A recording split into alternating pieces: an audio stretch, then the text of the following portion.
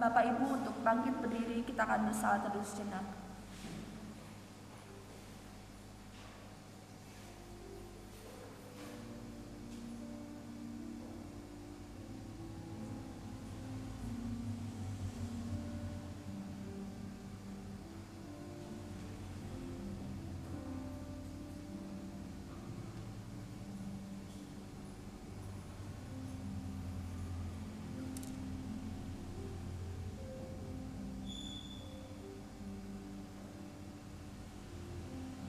Amin.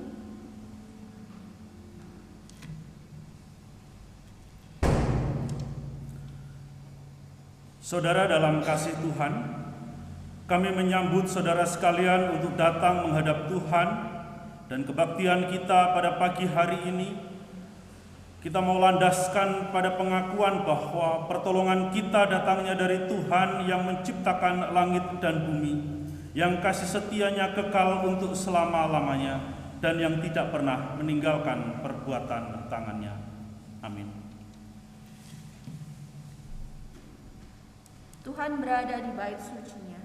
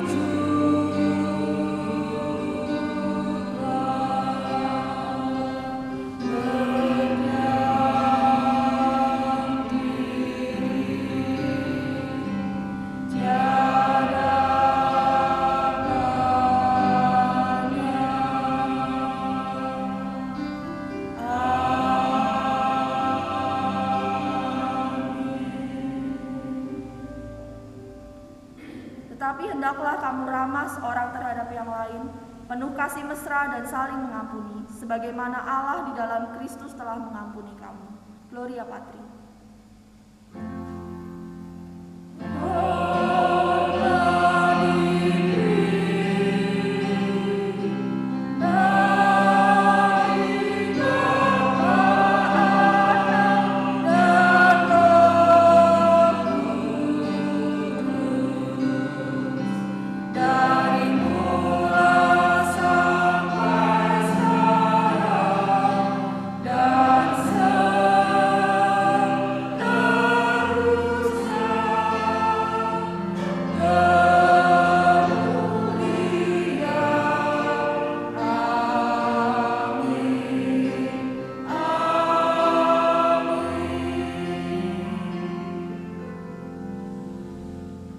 Pembacaan bersama pada pagi hari ini diambil dari Tuhan yang suka mengampuni. Kita akan bacanya silih bergantian. Aku akan membuatnya ditumbuhi semak-semak, tidak dirantingi dan disiangi, sehingga tumbuh putri malu dan rumput. Aku akan memerintah awan-awan supaya jangan diturunkannya hujan ke atasnya.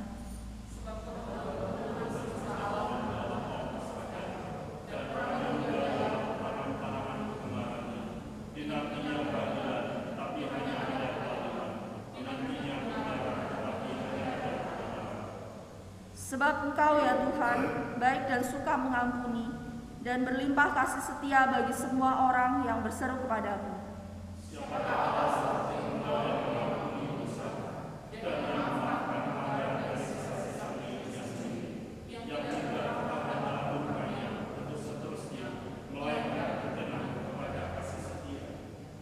Tidak dilakukannya kepada kita setimpal dengan dosa kita, dan tidak membalasnya kepada kita setimpal dengan kesalahan kita.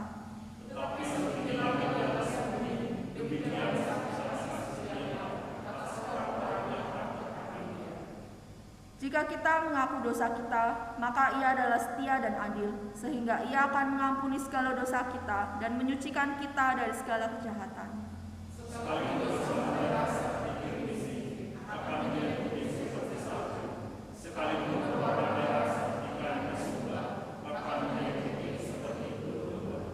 Berbahagia Berbahagialah orang yang diampuni pelanggarannya, yang berdosanya ditutupi.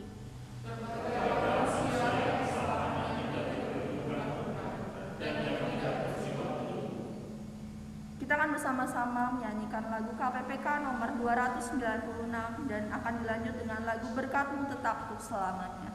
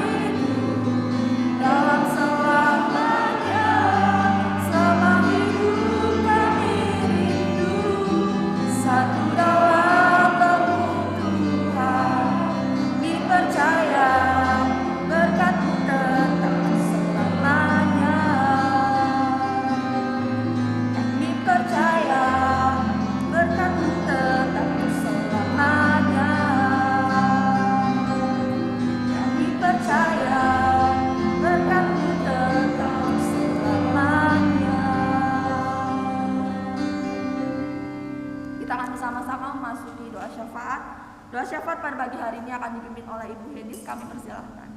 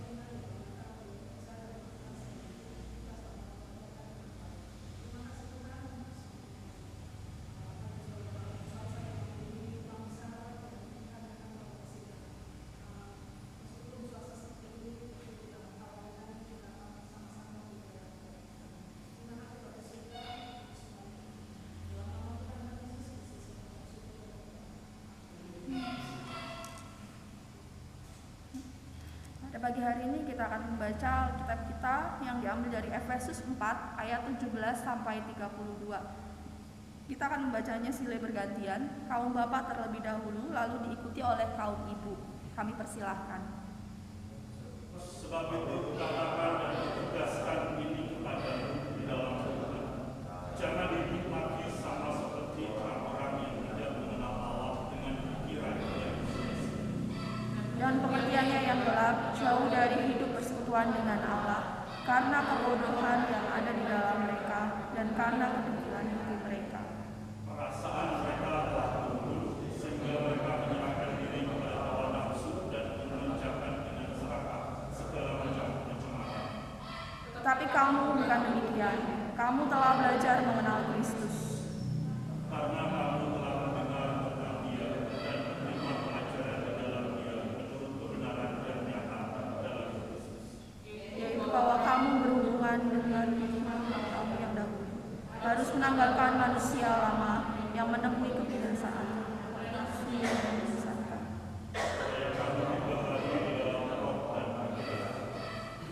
Dan mengenakan manusia baru yang telah diciptakan menurut kehendak Allah di dalam kebenaran dan kekudusan yang sesungguhnya. Karena itu buanglah dusta dan berkatalah benar seorang kepada yang lain, karena kita adalah sesama anggota. Apabila kamu menjadi marah, janganlah kamu berbuat dosa.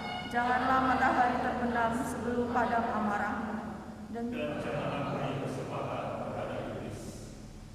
Orang yang mencuri, janganlah ia mencuri lagi. Tetapi baiklah ia bekerja keras dan melakukan pekerjaan yang baik dengan tangannya sendiri, supaya ia dapat membagikan sesuatu kepada orang yang berkekurangan.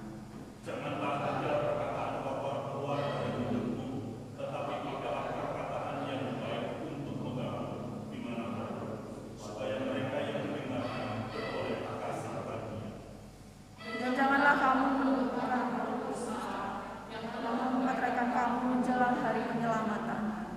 Segala kepanikan, kedalam, kemarahan, pertikaian dan fitnah hendaklah dibuang dari antara kamu. Demikian pula segala kejahatan. Ayat 32 kita akan bacanya bersama-sama. 1, 2, 3. Tetapi hendaklah kamu ramah seorang terhadap yang lain, penuh kasih mesra dan saling mengampuni, sebagaimana Allah di dalam Kristus telah mengampuni kamu. Silakan boleh duduk kembali.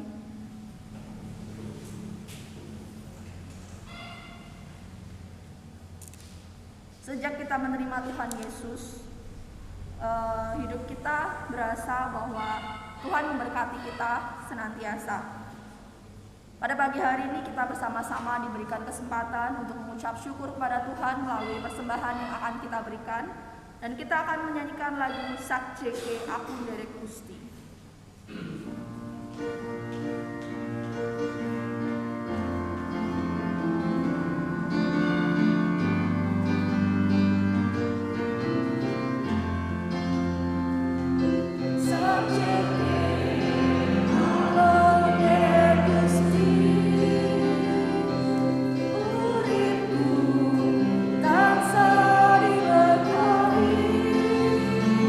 Hatiku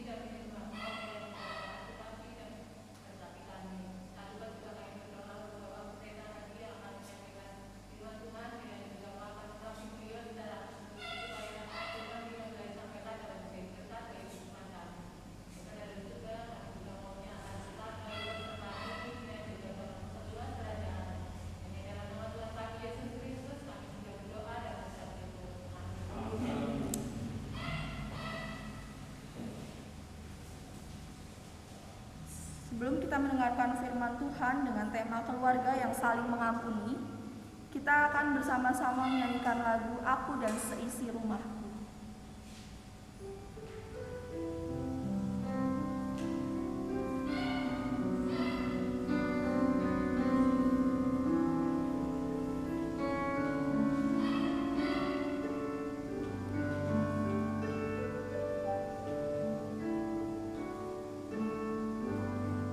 Bersatu dalam kasih, bersama melayani,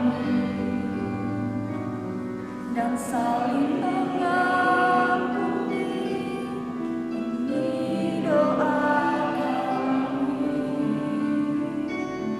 ini rindu kami. Bersatu dalam kasih, bersama melayani, dan saling mengampuni. Ini doa kami, ini rindu kami. Aku dan seisi memuji dan memuliakan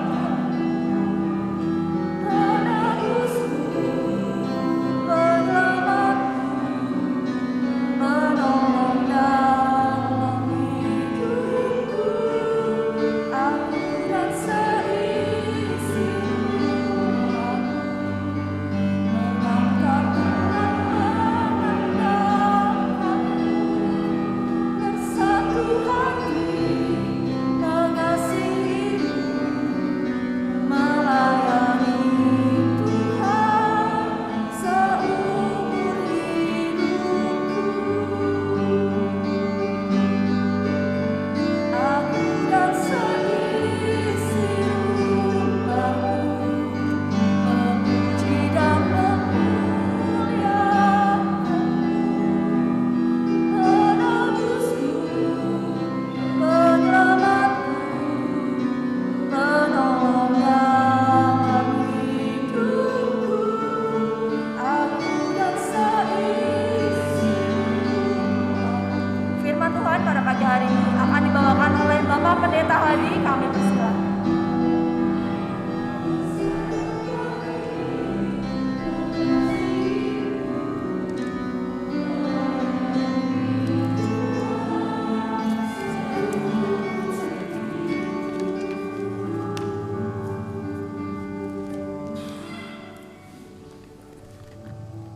Mari kita berdoa. Bapa kami yang di dalam surga, sebagaimana pujian yang kami naikkan pada pagi hari ini Tuhan, mengingatkan kami bahwa pengampunan memiliki dampak yang begitu besar dan luar biasa di dalam kehidupan kami sebagai anak-anak-Mu. Bukan hanya pengampunan yang daripada Engkau kepada setiap kami sebagai manusia yang berdosa, tetapi juga pengampunan yang kami berikan dan yang juga kami peroleh dari sesama kami. Ketika di dalam kehidupan kami, baik itu sengaja maupun tidak sengaja, kami menyakiti hati orang-orang yang kami kasihi, orang-orang yang ada di sekitar kami, bahkan mungkin itu orang tua kami, anak kami, suami atau istri kami, saudara kami. Karena ketika kami tidak mau mengampuni, kami tidak memiliki kebahagiaan hidup yang sesungguhnya. Oleh sebab itu Tuhan, kiranya melalui kebenaran firman-Mu yang telah kami baca dan akan kami renungkan, kami kembali diingatkan dan kami boleh membuka hati dan pikiran kami Tuhan untuk menerima kebenaran firman-Mu supaya di dalam hidup kami boleh sungguh-sungguh mau hidup di dalam pengampunan yang Tuhan anugerahkan di dalam hidup kami, supaya kami mampu dan dimampukan untuk mengampuni orang lain juga di dalam hidup kami. Urapi hamba-Mu Tuhan, pakai hamba-Mu yang penuh kelemahan dan keterbatasan ini untuk menyampaikan kebenaran firman-Mu. supaya kebenaran firman ini tertanam dalam hati setiap kami masing-masing. Terima kasih Bapa, di dalam nama Tuhan kami Yesus kami berdoa dan bersyukur. Amin. Shalom saudara-saudaraku yang dikasihi oleh Tuhan. Kita akan kembali merenungkan satu tema di dalam bulan keluarga, yaitu keluarga yang saling mengampuni. Saudara, minggu lalu kita telah sama-sama belajar bahwa Allah adalah pemilik daripada keluarga, karena Allah lah yang mendirikan lembaga keluarga di tengah-tengah kehidupan kita.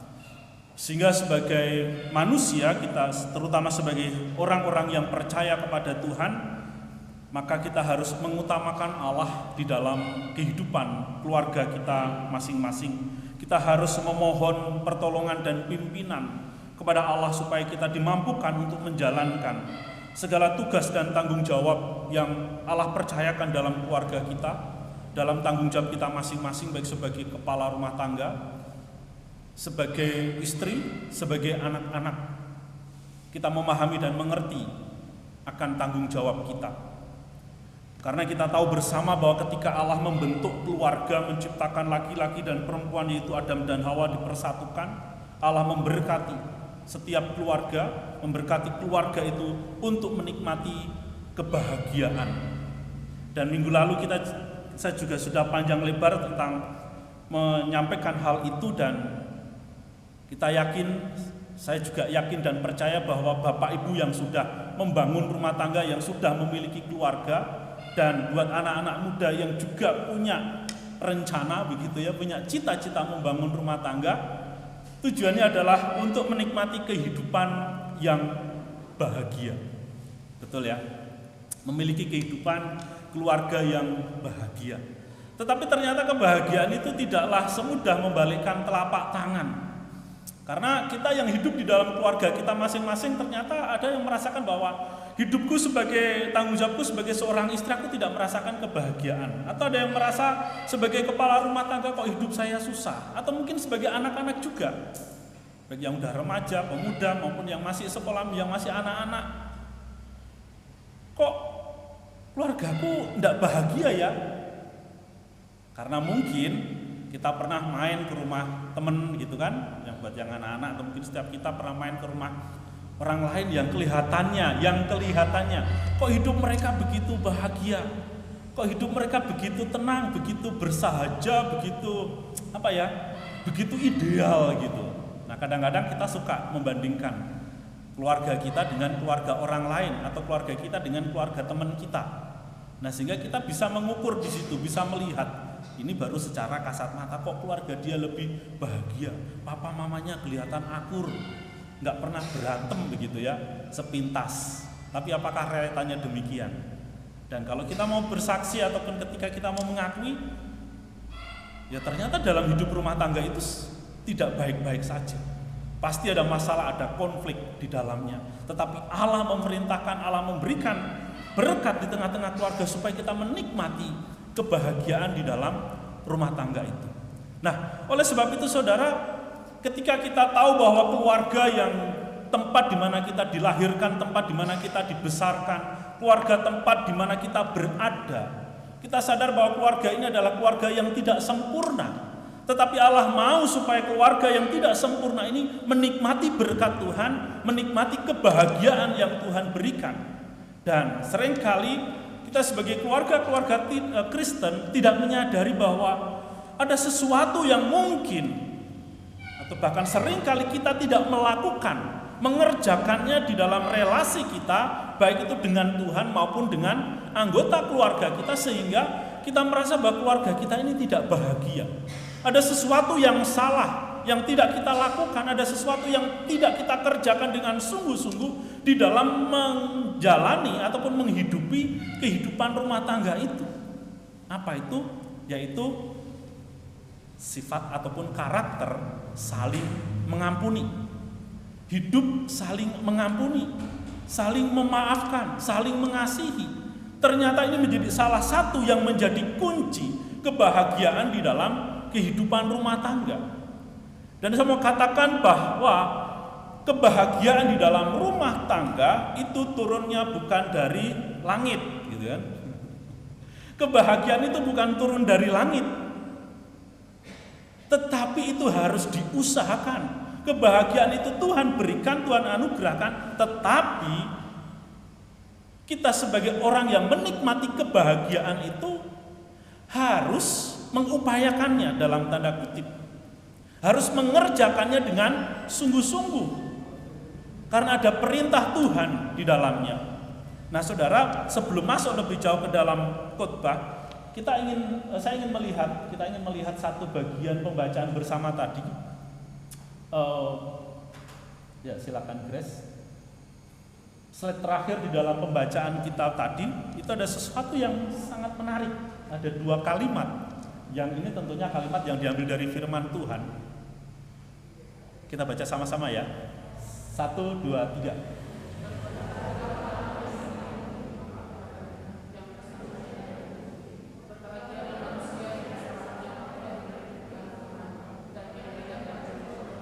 Iya, saudara, di sini dikatakan berbahagialah orang yang diampuni pelanggarannya, yang dosanya ditutupi. Artinya bahwa seseorang di dalam kehidupan kita, kalau kita mau merasa bahagia atau ketika hidup kita mau merasakan kebahagiaan yang sesungguhnya, maka orang harus mengampuni pelanggarannya. Berbahagialah orang yang diampuni pelanggarannya. Setiap kita tidak pernah nggak melanggar. Setiap orang pasti di dalam hidupnya pernah melakukan pelanggaran, pernah melakukan kesalahan. Entah itu boleh dikatakan apapun itu kesalahannya, baik besar maupun kecil begitu, ataupun fatal. Ternyata pengampunan itu penting, bahwa orang yang ketika kita tahu bahwa ada anggota keluarga kita yang melakukan kesalahan, dia membutuhkan pengampunan. Dia membutuhkan permaafan, pemberian maaf dari kita. Mungkin dia sudah menyakiti kita dan lain sebagainya. Maka dia akan menikmati kebahagiaan. Kalau seseorang melakukan kesalahan, mungkin suami atau istri kita harus rela untuk mengampuni, rela untuk memberikan ampun kepadanya. Dan terutama ya harus dibimbing juga, harus diingatkan juga minta ampun kepada Tuhan. Dan dikatakan kalau yang bagian pertama itu orang menunjuk kepada personal, kalau di dalam baris yang kedua dikatakan berbahagialah manusia yang kesalahannya tidak diperhitungkan Tuhan, dan yang tidak berjiwa penipu. Jadi di dalam kedua kalimat ini pun, di dalam kedua ayat ini memiliki satu makna yang sama, bahwa manusia akan merasakan kebahagiaan apabila kesalahannya itu diampuni oleh Tuhan, kesalahannya itu tidak diperhitungkan oleh Tuhan, dan yang tidak berjiwa penipu. Jadi saudara, kunci kebahagiaan di dalam kehidupan saudara dan saya adalah pengampunan. Sehingga pengampunan ini penting sekali untuk kita terima, untuk kita miliki, untuk kita nikmati di dalam kehidupan kita, supaya kita bisa menikmati kebahagiaan tersebut. Nah, saudara-saudara, Rasul Paulus menuliskan ataupun mengingatkan kepada jemaat yang ada di Efesus supaya mereka memiliki kesatuan hati, supaya di dalam kehidupan jemaat itu mereka bersatu. Kenapa? Karena adanya perbedaan-perbedaan karunia, perbedaan-perbedaan talenta yang Tuhan berikan, perbedaan-perbedaan status sosial dan lain sebagainya. Dan seringkali itu menimbulkan pertengkaran ataupun menimbulkan konflik di dalam kehidupan jemaat. Nah, sehingga di dalam bagian ini Rasul Paulus mengingatkan. Di dalam ayat yang ke-17 dia mengatakan, sebab itu kukatakan dan kutegaskan kepadamu di dalam Tuhan. Saudara, kalimat ini boleh dikatakan, boleh kita artikan ataupun boleh kita pahami dengan kalimat aku bersumpah demi Tuhan. Aku menasihatkan kamu demi Tuhan, demi nama Tuhan. Aku menegaskan nasihat ini demi Tuhan. Artinya ini adalah sesuatu yang penting. Karena Rasul Paulus memakai nama Tuhan, di dalam nama Tuhan. Artinya ada satu kesungguhan, ada satu keseriusan yang tidak boleh nasihat ini bukan nasihat yang main-main, tetapi nasihat yang serius. Nasihat yang harus benar-benar diperhatikan oleh jemaat, supaya jemaat itu memiliki kehidupan yang bersatu, memiliki kehidupan yang bersekutu, memiliki kehidupan yang kokoh, yang kuat di dalam hidup mereka sehari-hari baik sebagai jemaat di dalam lingkungan gereja maupun juga di dalam lingkungan keluarga dan masyarakat. Kenapa? Karena ada orang-orang Kristen yang memiliki gaya hidup yang tidak benar. Walaupun dia sudah mengaku Kristen, sudah bertobat, tetapi gaya hidupnya itu masih kurang tepat ataupun kurang pas dengan ajaran iman Kristen. Sehingga di dalam bagian berikutnya, jangan hidup lagi sama seperti orang-orang yang tidak mengenal Allah dengan pikiran yang sia-sia. Jadi ini adalah sebuah persoalan di dalam kehidupan jemaat yang tentunya itu terbawa dari kehidupan keluarga. Karena minggu lalu saya katakan bahwa keluarga itu adalah unsur terkecil dari gereja. Kita ini kan jemaat. Jemaat itu kumpulan dari keluarga-keluarga Kristen yang berkumpul. Nah, jadi keluarga Kristen adalah elemen terkecil dari gereja. Di mana elemen terkecil yaitu pribadi setiap jemaat itu hidupnya ya tidak seperti orang yang telah bertobat, tidak seperti orang yang telah mengenal Kristus, tetapi justru hidup mereka seperti orang-orang yang tidak mengenal Allah. Di dalam hal apa? Di dalam pikiran yang sia-sia di situ dikatakan. Dan ini menimbulkan sebuah yang menjadi salah satu penyebab sebuah pertikaian. Kenapa? Karena di dalam jemaat ada orang-orang yang gaya hidupnya seperti orang-orang yang tidak mengenal Allah. Pikiran mereka yang sia-sia, kemudian juga pengertian yang gelap ya, dan pengertian yang gelap, kemudian jauh dari hidup persekutuan dengan Allah karena kebodohan yang ada dalam mereka dan karena kedegilan hati mereka. Jadi saudara, Rasul Paulus menggunakan kata-kata ataupun kalimat yang menunjukkan bahwa seseorang itu tidak memiliki gaya hidup sebagai manusia baru, manusia yang sudah ditebus. Nah, sehingga itulah yang menjadi sumber ketidakbahagiaan di dalam kehidupan berjemaat dan tentunya itu terbawa di dalam kehidupan keluarga. Nah, oleh sebab itu ketika Rasul Paulus mengingatkan hal itu, bagaimana engkau sebagai jemaat yang harusnya hidup sebagai manusia yang baru yang sudah ditebus di dalam Kristus. Karena manusia yang dikatakan di dalam bagian ini itu bukan manusia baru, itu bukan berarti tubuhnya ini baru, saudara.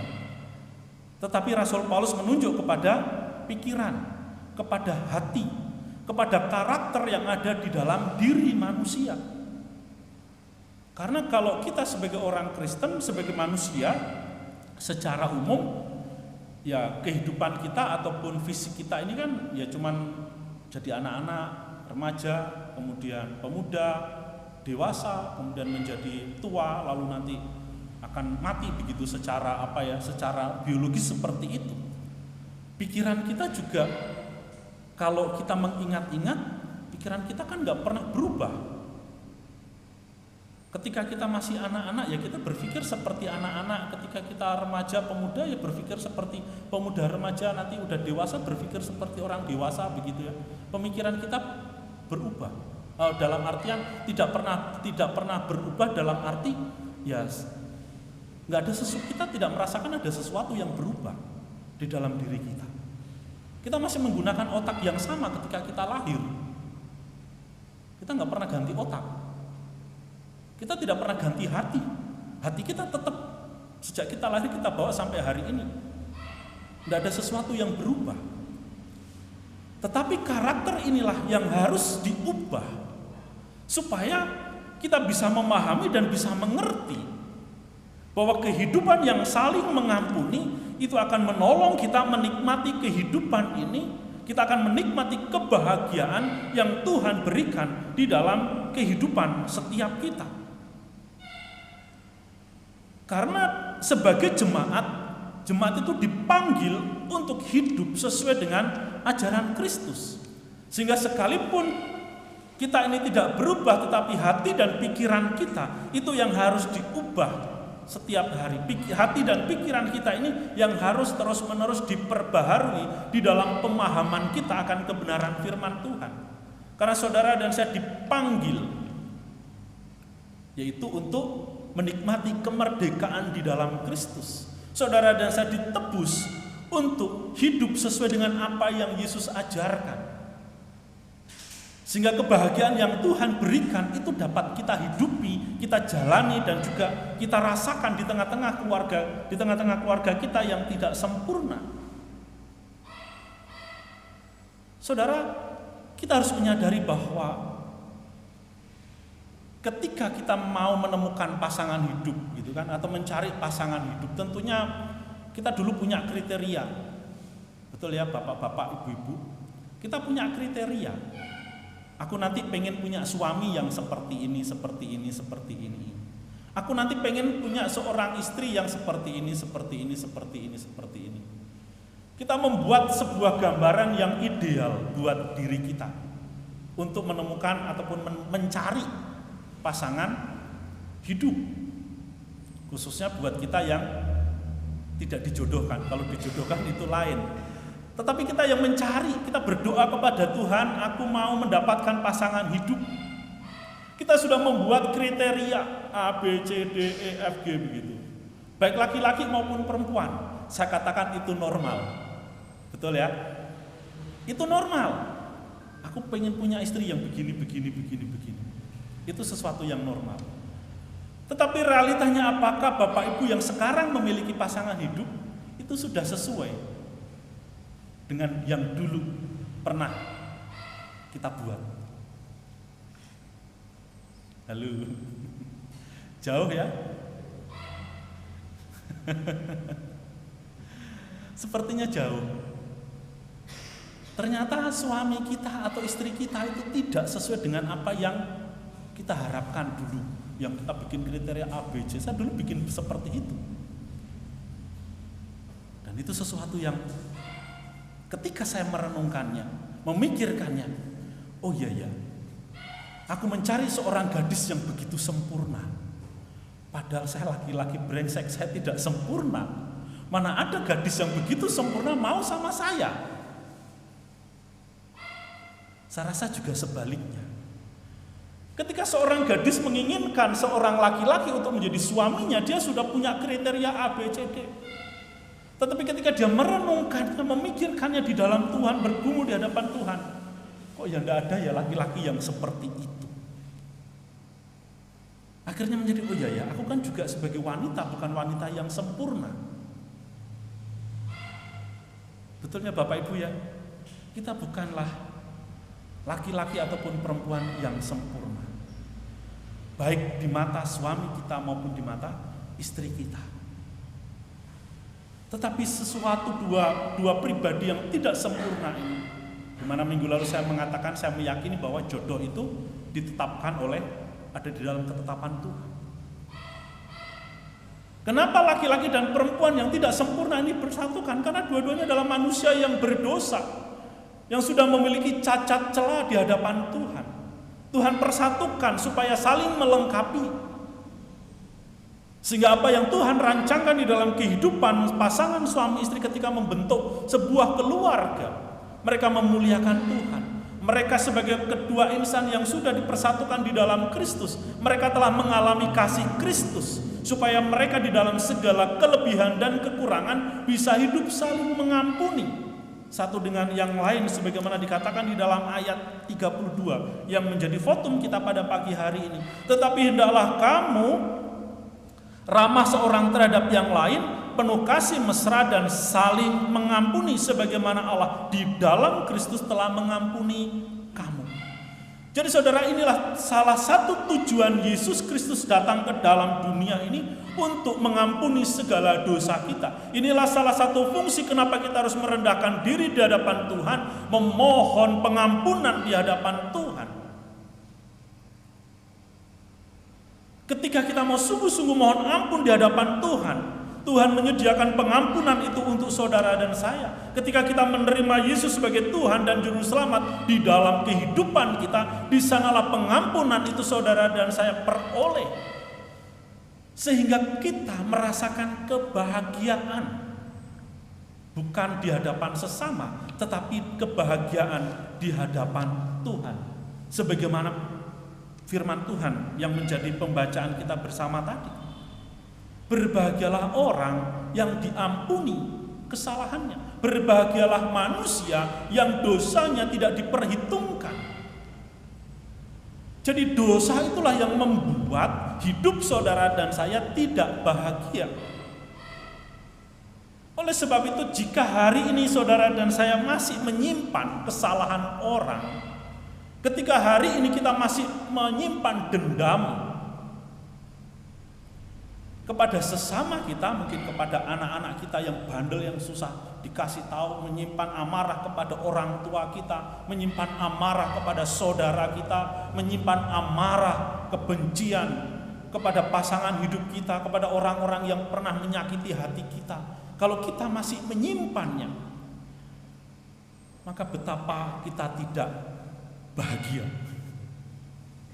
Betapa sengsaranya hidup kita ketika di dalam hati kita, dalam diri kita, dalam pikiran kita mengingat-ingat kesalahan orang, mengingat-ingat dosa orang lain, memperhitungkan kesalahan orang-orang yang pernah hadir di dalam hidup kita.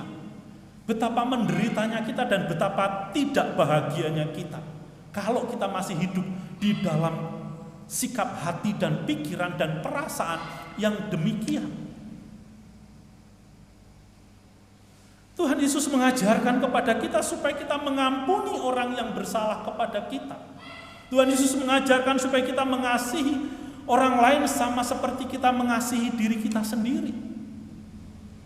Di dalam hidup kita, kita bekerja keras, kita melakukan segala sesuatu untuk kebahagiaan hidup kita. Tetapi kalau di dalam hati kita ini masih ada dosa, masih memiliki pikiran yang sia-sia, masih memiliki pengertian yang gelap, artinya pengertian itu tidak diterangi oleh firman Tuhan, tetapi pengertian yang dikendalikan oleh dosa yang masih tersimpan di dalam hati kita. Kalau di dalam hidup kita ini kita masih belum mau membangun persekutuan dengan Allah, kemudian hati kita ini masih degil, masih dipenuhi dengan kotoran-kotoran yang disebabkan oleh dosa, maka kebahagiaan itu tidak dapat kita nikmati. Oleh sebab itu saudara, di dalam hidup kita sebagai anak-anak Tuhan, sebagai anggota keluarga, lepaskanlah pengampunan. Karena kita tahu bahwa anggota keluarga kita, orang-orang yang ada di sekitar kita dan diri kita bukanlah manusia yang sempurna, tetapi manusia yang memiliki cacat celah, yang juga masih bisa melakukan kekurangan ataupun bisa melakukan kesalahan-kesalahan. Oleh sebab itu firman Tuhan mengajarkan kepada kita supaya di dalam hidup kita ini bisa saling mengampuni seorang akan yang lain. Oleh sebab itu saudara, jika hari ini kita sudah mengalami pengampunan yang daripada Tuhan, Tuhan itu tidak mengingat-ingat kesalahan kita. Tuhan tidak mengingat-ingat dosa kita lagi, karena iman kita kepada Yesus Kristus, supaya kita dimampukan untuk tidak mengingat-ingat orang yang bersalah kepada kita. Saudara, tidak mengingat-ingat itu maksudnya bukan dalam arti melupakan orang yang pernah menyakiti hati kita. Tuhan itu memberikan ingatan kepada kita. Misalkan kalau ya kasus-kasus yang masih saya singgung, kasus yang minggu depan yang saya ceritakan soal polisi yang dibunuh oleh atasannya sendiri. Apakah mungkin kedua orang tua ataupun keluarga besar, ya, Brigadir Yosua itu mampu melupakan apa yang terjadi? Tentunya tidak bisa melupakan itu. Tetapi artinya tidak mengingat-ingat, artinya ketika orang itu mampu mengampuni, artinya dia tidak akan terus-menerus dibelenggu oleh amarah tersebut, oleh pikiran tersebut. Dia bisa melepaskan, aku mengampuni orang yang telah membunuh anakku, karena Tuhan telah mengampuni segala dosaku. Memang aku mungkin tidak pernah membunuh orang lain, tetapi aku sebagai manusia yang berdosa, aku juga pernah melakukan kesalahan di dalam hal-hal tertentu. Artinya tidak terus-menerus mengungkit-ungkit kesalahan orang. Kalau yang sudah mengampuni, ya sudah, ampuni. Nggak usah diingat-ingat, dalam arti nggak usah diungkit-ungkit. Oh ya, kamu dulu pernah menyakiti aku, kamu dulu pernah melukai hatiku, kamu melakukan ini dan itu terhadap aku. Itu namanya mengingat-ingat dan mengungkit-ungkit. Kita memang ingat bahwa orang itu pernah menyakiti hati kita, tetapi lepaskan pengampunan. Aku sudah mengampuninya, aku sudah memaafkannya, sehingga hati kita lega, pikiran kita lega, kita bebas, kita merdeka. Tidak dibelenggu oleh ingatan tersebut ataupun tidak dibelenggu oleh sakit hati tersebut. Apalagi dengan orang-orang terdekat dalam hidup kita. Suami kita pasti pernah menyakiti hati kita. Istri kita juga pasti pernah menyakiti hati kita. Orang tua kita pasti juga pernah melukai hati kita sebagai anak-anaknya. Tetapi kita harus sungguh-sungguh melepaskan pengampunan itu. Mengampuni, menyadari bahwa orang tuaku adalah orang tua yang tidak sempurna. Pasangan hidupku adalah orang yang sempurna sehingga mereka bisa saja melakukan kesalahan. Mungkin juga itu suatu kesalahan yang aku perbuat dan lain sebagainya. Jadi saudaraku yang dikasihi oleh Tuhan, melepaskan pengampunan ataupun hidup dengan saling mengampuni akan menolong kita untuk memperbaiki keadaan di tengah-tengah keluarga kita sehingga kita bisa menikmati kebahagiaan di dalam hidup setiap kita. Oleh sebab itu saudara, firman Tuhan tadi mengajarkan bahwa kita tidak boleh hidup sama seperti orang yang tidak mengenal Allah, tetapi sebagai orang yang sudah dilahirkan kembali, sebagai orang yang percaya kepada Kristus. Rasul Paulus menegaskan di dalam ayat yang ke-20, tetapi kamu bukan demikian, kamu telah belajar mengenal Kristus. Jadi fungsi kita mengenal Kristus, fungsi daripada kita belajar firman Tuhan itu ada manfaatnya di dalam hidup kita, di dalam keluarga kita ketika kita paham, ketika kita belajar, kita mau menerapkannya. Di dalam ayat yang ke-21 Rasul Paulus mengatakan, karena kamu telah mendengar tentang Dia dan menerima pengajaran di dalam Dia menurut kebenaran yang nyata dalam Yesus, yaitu bahwa kamu berhubung dengan kehidupan kamu yang dahulu harus menanggalkan manusia yang lama yang menemui kebinasaannya oleh nafsu yang menyesatkan.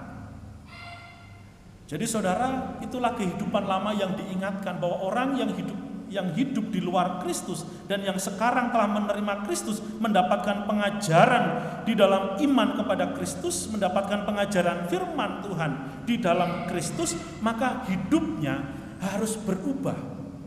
Bukan berubah secara fisik, tetapi hati dan pikiran kita diubahkan supaya kita mampu melakukan kebenaran firman Tuhan di dalam kehidupan kita. Rasul Paulus mengingatkan supaya kehidupan manusia lama itu bukan menunjuk kepada tubuh kita, tetapi menunjuk kepada perilaku. Pikiran yang sia-sia, hati yang degil tadi yang tidak mau diajar, karakter-karakter yang buruk itu harus ditanggalkan. Ditanggalkan itu dalam pengertian ini adalah membuang, tidak lagi memakainya. Saya yakin bahwa setiap kita pernah menanggalkan pakaian yang lama. Artinya bukan kita copot dari baju kita, baju yang kita pakai misalkan kita copot, kita buang, enggak. Tetapi ini menunjuk kepada satu perbuatan membuang baju yang sudah tidak layak pakai. Setiap kita pernah membuang baju kita yang tidak layak pakai. Beda dengan kita memberi orang baju bekas layak pakai, itu beda. Yang tidak layak pakai artinya mungkin warnanya udah ya biasa kita pakai buat lap. Itu adalah yang dimaksudkan begitu. Sesuatu yang sudah tidak ada manfaatnya bagi tubuh kita, ditanggalkan, dibuang, dan tidak dikenakan lagi. Itulah orang manusia baru yang hidup di dalam Kristus. Segala sesuatunya diperbaharui, menanggalkan segala sesuatu yang lama. Karena itu cirinya adalah, karena itu buanglah dusta. Ayat 24. Dan mengenakan manusia baru yang telah diciptakan menurut kehendak Allah di dalam kebenaran dan kekudusan yang sesungguhnya. Jadi saudara, pikiran kita, hati kita diperbaharui dan kita mengenakan manusia yang baru yang hidup sesuai dengan kehendak Allah, hidup di dalam kebenaran dan kekudusan. Karena tujuan penyaliban Yesus Kristus di atas kayu salib adalah menyucikan kita dari segala dosa kita. Artinya supaya saudara dan saya sebagai orang Kristen, sebagai orang yang percaya kepada Tuhan, kita memiliki hidup yang kudus, yang tidak lagi menggunakan manusia lama. Sehingga kebahagiaan yang Tuhan sediakan dapat kita nikmati karena kita hidup di dalam kebenaran, hidup di dalam Tuhan. Karena itu buanglah dusta dan berkatalah benar seorang kepada yang lain, karena kita adalah sesama anggota. Dan hal-hal yang lain secara prinsip diberikan oleh Rasul Paulus, diajarkan oleh Rasul Paulus kepada jemaat yang ada di Efesus. Supaya manusia baru itu sungguh-sungguh nyata, sungguh bukan hanya sekedar teori bahwa orang Kristen itu belajar firman Tuhan, tetapi tidak dipraktekkan. Yang Rasul Paulus ingatkan di sini adalah supaya orang yang sudah belajar firman Tuhan, meninggalkan manusia lamanya itu, ya, kelakuan-kelakuan buruk, pikiran-pikiran yang kotor itu, untuk hidup sesuai dengan firman Tuhan, sesuai dengan kekudusan yang Tuhan kerjakan di dalam hidup kita.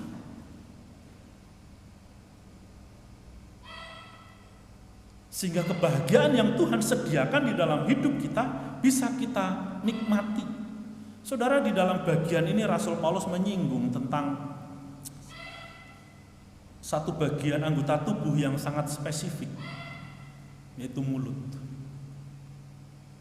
Di dalam ayat 25 tadi, karena itu buanglah dusta. Dusta itu kan biasa keluar dari mulut.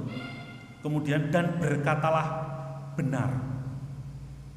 Jadi mulut ini menjadi sesuatu, menjadi satu sumber, ya,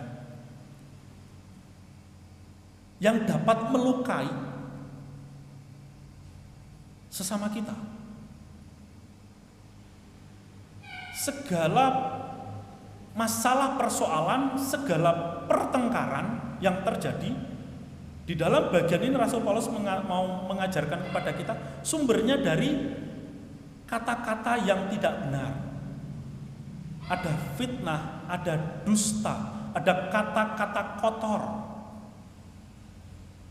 Perkataan itulah yang seringkali membuat, kalau perkataan itu tidak benar, perkataan itu tidak baik, itulah yang membuat pertengkaran, yang menjadi penyebab, yang membuat timbulnya masalah.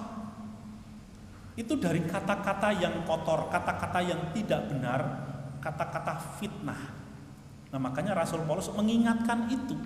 Jangan lagi ada kata-kata kotor, jangan lagi ada fitnah keluar dari mulutmu. Artinya kita harus menjaga baik-baik, karena apa yang kita katakan itu kan sumbernya dari pikiran dan juga perasaan.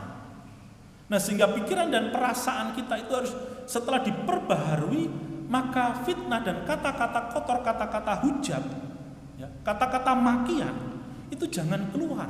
Sekalipun kita marah, kita harus belajar untuk meredam amarah itu. Makanya firman Tuhan mengatakan cepat untuk mendengar, lambat untuk berkata-kata. Artinya kalau kita mendengar sesuatu yang tidak mengenakan, mendengar sesuatu yang berita dari orang lain, perkataan dari orang lain, jangan kita langsung menimpalinya.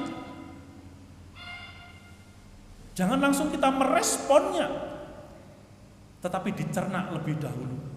Oh, begitu ya. Jangan sampai ketika ada fitnah keluar dari mulut orang lain, menceritakan orang lain begitu, lalu kita langsung merespon, oh iya itu memang begini-begini. Wah, akhirnya dikompor-kompor, jadinya masalahnya jadi membesar. Kalau orang lain sedang menceritakan ataupun sedang mungkin fitnah ataupun apa tentang orang lain, kita cukup mendengar, memperhatikan baik-baik. Tidak perlu terlalu responsif. Kalau pasangan hidup kita mungkin ketika dia sedang marah-marah, satu dan lain hal, kita tidak perlu meresponnya dengan, ya artinya padu begitu ya. Dan ini saya sering lakukan. Kalau istri saya sedang mungkin lagi jengkel atau apa begitu, dia ngomel-ngomel, saya diem aja. Anaknya juga begitu. Kami berdua kompak. Jadi kalau istri saya lagi mungkin ada sesuatu, dia ya mungkin ada kotoran belum sempat disapu gitu. Kalian ini bagaimana sih lihat ada kotoran di sini bukannya disapu, malah diinjek-injek gitu. Kita diam aja. Karena kalau kita nampeli, kita ini membantah, oh tambah jadi, atau hal yang lain. Dan saya rasa bukan hanya istri saya, istri yang lain juga begitu kan. Mama kita juga begitu kan ya di rumah. Kalau dia udah marah-marah, udah ngoceh-ngoceh gitu ya, udah ini, ya nggak selalu sih gitu kan. Tapi kalau ada sesuatu yang nggak beres di dalam rumah, mama kita pasti marah, istri kita pasti juga ngomel. Itu wajar. Tapi nggak perlu kita nambahin. Sebagai anak, sebagai suami, ya udah diem aja, dengerin aja. Oh ya, sorry. Enak toh? Maaf ya, teralihkan gitu. Itu kan bahasa-bahasa yang sebetulnya untuk menutupi ya udah, bukan menutupi kesalahan, tetapi ya wes memang mungkin kita nggak peduli begitu. Tetapi namanya seorang mama, seorang perempuan itu pasti peduli. Kalau yang enak itu Pak Hobi, anaknya cewek tiga-tiganya, semua bersih. Bisa menjaga kebersihan lingkungan dan lain sebagainya. Semuanya bisa menikmati. Bu Karsiah juga begitu, anaknya cewek 2. Wah, pasti rumahnya bersih. Kita harus dalam rumah tangga kita harus saling memahami, mengerti satu dengan yang lainnya. Itu penting, saudara. Kenapa? Karena sumber ketidakbahagiaan itu ketika kata-kata kita itu, perkataan-perkataan itu yang bisa menyakiti di dalam hati setiap kita. Memang ini bukan sesuatu yang mudah, tetapi Tuhan Yesus telah melakukannya di dalam hidup kita. Saudara dan saya sebagai manusia yang berdosa, sebagai manusia yang penuh dengan kelemahan, kita sudah diampuni dosa kita. Dan ketika kita sudah merasakan pengampunan itu, maka kita harus bertumbuh menjadi anak-anak Tuhan yang semakin dewasa di dalam karakter. Masalah persoalan yang Tuhan izinkan di dalam hidup kita dan kesadaran bahwa kita sebagai manusia yang tidak sempurna akan menolong kita untuk bertumbuh semakin dewasa di dalam karakter kita di hadapan Tuhan, bagaimana caranya menyelesaikan masalah demi masalah di dalam hidup setiap kita. Masalah Tuhan izinkan di dalam hidup saudara dan saya supaya kita belajar untuk menerapkan prinsip-prinsip firman Tuhan di dalam hidup kita. Kalau hidup saudara dan saya itu baik-baik saja, kita tidak pernah bertengkar, realitanya kan tidak seperti itu. Kita tidak pernah ada masalah, realitanya tidak seperti itu. Sepertinya hidup kita itu baik-baik saja, kita tidak akan menjadi orang yang bertumbuh. Karena realitanya kalau manusia itu hidupnya baik-baik saja, dia tidak butuh Tuhan. Kalau hidup manusia itu realitanya baik-baik saja, nggak ada masalah, nggak butuh Tuhan. Masalah Tuhan berikan supaya kita membangun hubungan dengan Tuhan. Supaya saudara dan saya memiliki persekutuan dengan Tuhan. Kita membutuhkan Tuhan. Bahwa aku lemah, aku sebagai manusia yang tidak sempurna, aku membutuhkan kasih setia Tuhan di dalam kehidupan kita. Sehingga saudara, kalau di dalam hidup rumah tangga kita sudah belajar untuk membangun hubungan yang baik, hubungan yang harmonis. Yang tadi saya katakan bahwa keluarga adalah elemen gereja terkecil. Maka kebahagiaan di dalam hidup berjemaat itu pun akan kita nikmati. Kesatuan dan kesehatian di dalam kita bergereja akan saudara dan saya nikmati. Kenapa? Karena kita berangkat, kita berkumpul dari keluarga-keluarga yang hidupnya harmonis. Kita berkumpul, kita bersekutu dengan keluarga-keluarga yang hidupnya menikmati kebahagiaan. Sehingga kesatuan di dalam kehidupan jemaat itu dapat kita rasakan. Kalaupun mungkin ada masalah persoalan, kita bisa dengan mudah untuk saling mengampuni, saling memaafkan satu dengan yang lainnya.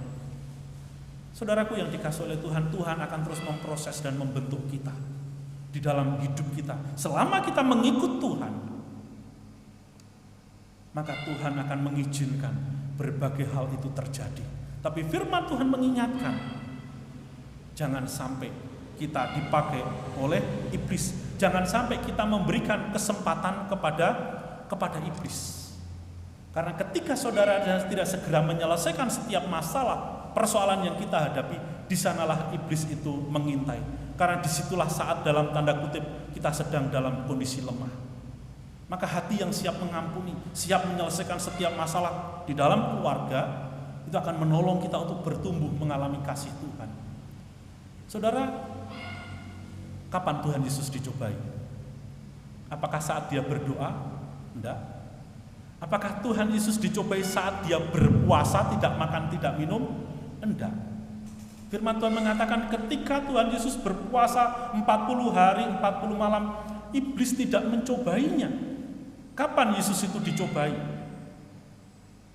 Ketika dia setelah 40 hari 40 malam dia berpuasa, maka laparlah Yesus dan datanglah iblis si penggoda dalam kondisi perut lapar. Bukan pada saat dia sedang ibadah melakukan puasa 40 hari 40 malam. Tetapi saat ada masalah, iblis datang untuk apa? Untuk mencobai. Nah, disitulah juga letak titik lemah kita. Ketika kita ada masalah, bukan dalam kondisi ketika saudara dan saya sebagai suami istri, kondisinya baik-baik saja, akur, harmonis. Hubungan suami istri harmonis, hubungan dengan anak harmonis, hubungan dengan sesama harmonis. Lalu iblis itu mencobai? Tidak. Tetapi iblis datang mencobai ketika hubungan suami istri tidak harmonis. Ketika hubungan orang tua dengan anak tidak harmonis. Ketika hubungan kita dengan sesama tidak harmonis.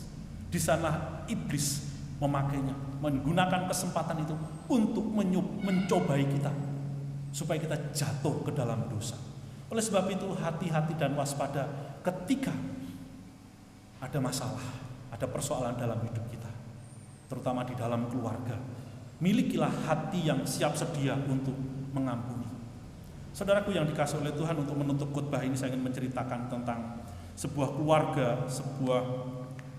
keluarga Kristen yang memiliki hati yang sangat mengampuni, begitu ya, boleh dikatakan memiliki hati yang mengampuni pasangan hidupnya. Sebetulnya keluarga ini sudah cukup lama mereka ya membangun rumah tangga karena mereka sudah memiliki 4 orang anak. Ini kisah nyata saudara, jadi bukan ngarang, karena peristiwanya di kampung halaman saya.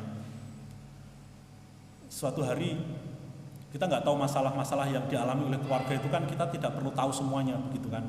Tetapi masalah konflik itu ada, dan puncaknya adalah sang ibu atau boleh dikatakan sebagai istri, dia kabur dengan laki-laki lain, terjadi perselingkuhan gitu. Jadi istrinya kabur dari rumah dengan laki-laki lain.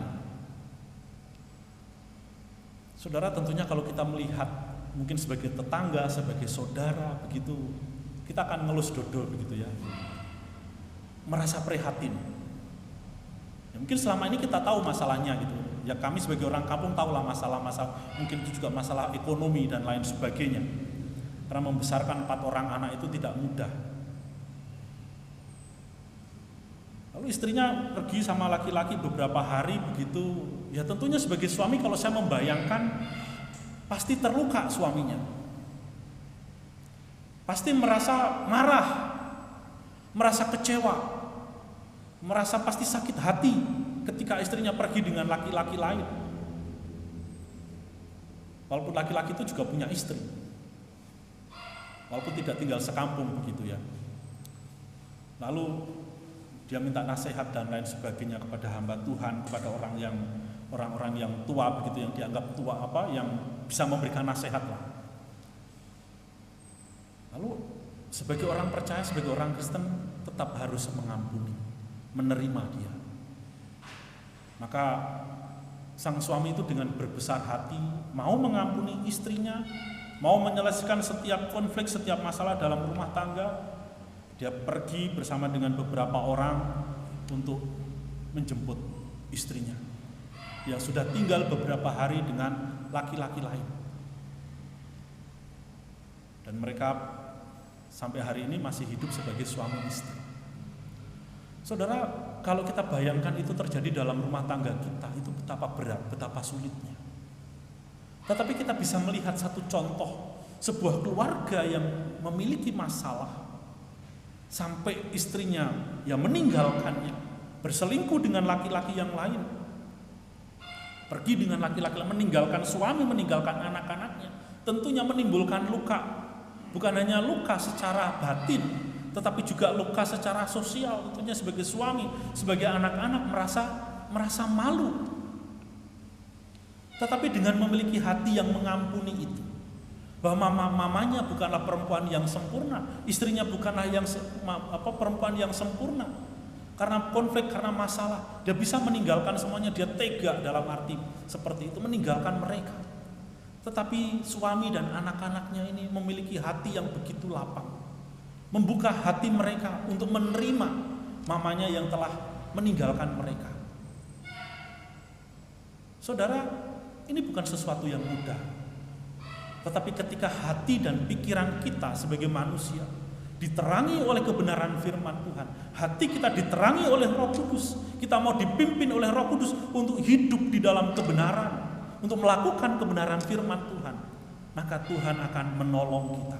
Tuhan akan memampukan kita untuk mengampuni kesalahan orang lain, menerima orang lain dengan segala kelemahannya dan dengan segala kelebihannya. Karena itulah yang Tuhan inginkan, supaya hidup saudara dan saya menikmati kebahagiaan di dalam dunia ini, yaitu dengan cara kita hidup saling mengampuni seorang akan yang lain, ramah seorang akan yang lain. Kiranya Tuhan memberkati. Amin. Minta kesediaan penginjil Rita untuk pimpin kita dalam doa.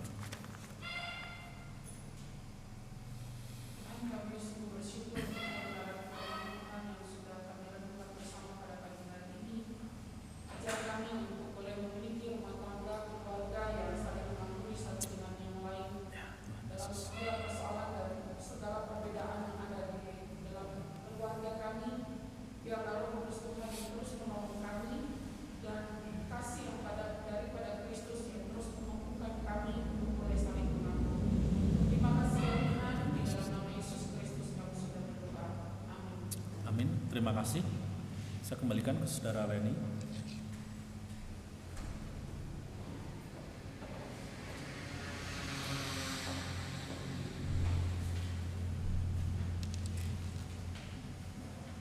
Terima kasih kepada Bapak Pendeta Hadi yang telah menyampaikan firman Tuhan. Kiranya Tuhan berkati pelayanan dan keluarganya. Bersama-sama kita akan mengikrarkan iman kita di hadapan Tuhan dengan membaca pengakuan iman rasuli.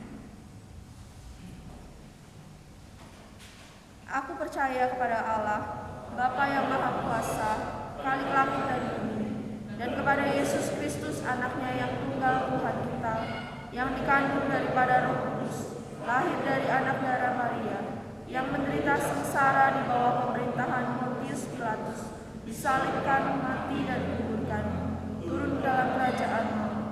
Pada hari yang ketiga bangkit pula dari antara orang mati, naik ke surga, duduk di sebelah kanan Allah, Bapa yang Maha Kuasa, dan dari sana Ia akan datang untuk menghakimi orang yang hidup dan yang mati. Aku percaya kepada Roh Kudus, gereja yang kudus dan am, persekutuan orang kudus, pengampunan dosa, kebangkitan daging, dan hidup yang kekal. Amin. Sama-sama kita akan menutup ibadah kita dengan menyanyikan lagu doksologi, lalu nanti doa berkat akan dipimpin oleh Bapak Pendeta Hadi. Puji Allah sumbernya, pujinya ciptaannya, pujinya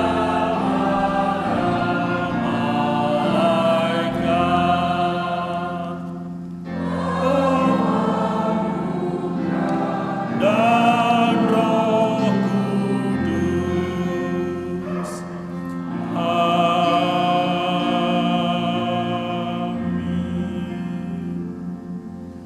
Jemaat yang dikasihi oleh Tuhan, pulanglah, kembalilah ke dalam kehidupanmu sehari-hari. Lakukanlah segala tugas tanggung jawab yang Tuhan percayakan di dalam hidupmu. Arahkanlah hatimu kepada Tuhan dan terimalah berkat-Nya. Kiranya Tuhan memberkati engkau dan melindungi engkau.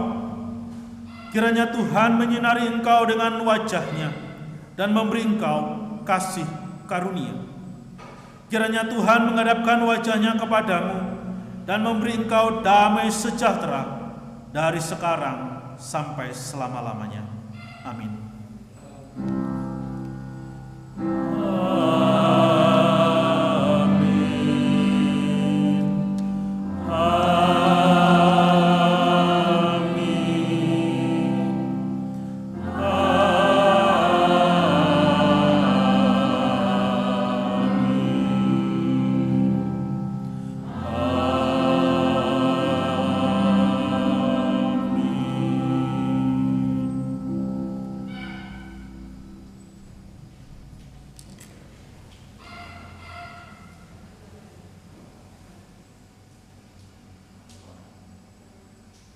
Warta Gereja, Minggu 18 September 2022.